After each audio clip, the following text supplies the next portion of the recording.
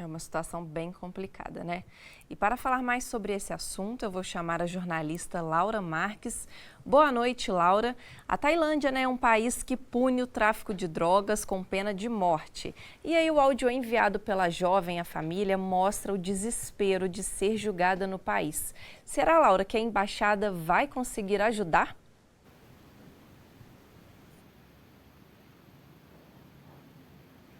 Boa noite, Sula. Boa noite para todo mundo que está nos assistindo essa noite. Olha, muito difícil dizer, viu, Sula? Mas como a gente ouviu esse especialista na reportagem, como já existem precedentes na Tailândia de que o rei tenha perdoado outros estrangeiros que cometeram crimes parecidos, essa jurisprudência, digamos assim, então existe dentro do país. Mas de toda forma, a gente tem que lembrar que países do Sudeste Asiático, como a Tailândia, como a Indonésia, têm penalidades bastante pesadas para quem comete tráfico de drogas, nesse caso, tráfico internacional de drogas dentro desses países. No caso da Mary Ellen, que é essa menina que a gente ouviu, esse áudio dela em desespero aí, pedindo ajuda de advogados, pedindo ajuda da família para ser julgada aqui dentro do Brasil.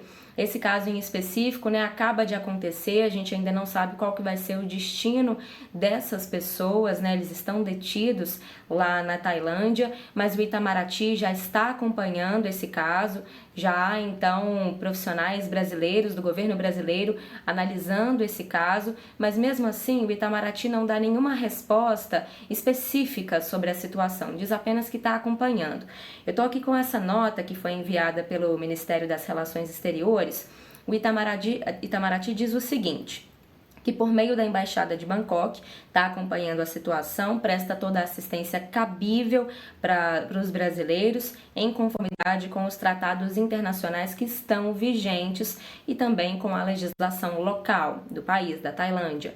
E o Itamaraty diz ainda que, observando o direito à privacidade na lei de acesso à informação, não pode dar detalhes sobre o que está sendo feito no país asiático para resolver essa questão.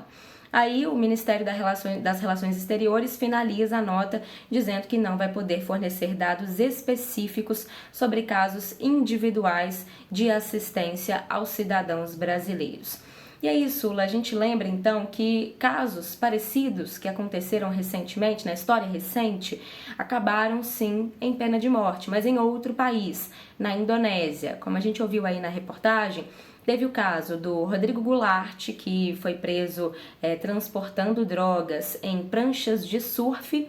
Ele entrou dentro da Indonésia levando essas drogas e aí acabou sendo condenado à pena de morte já no ano de 2015, isso em abril, se não me engano, de 2015. Agora, um pouco antes disso, o primeiro brasileiro condenado à pena de morte no mundo por conta de tráfico de drogas foi o conhecido como Curumim, o Marco Archer. Inclusive, o caso dele rendeu um documentário que é bastante interessante para quem quiser se aprofundar nessas histórias, documentário chamado Curumim.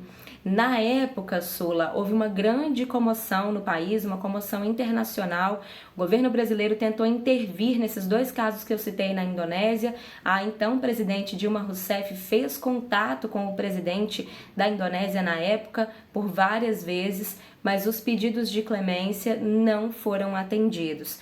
E aí, de fato, a pena de morte foi aplicada, no caso da Indonésia, por meio de fuzilamento, que é o método adotado naquele país.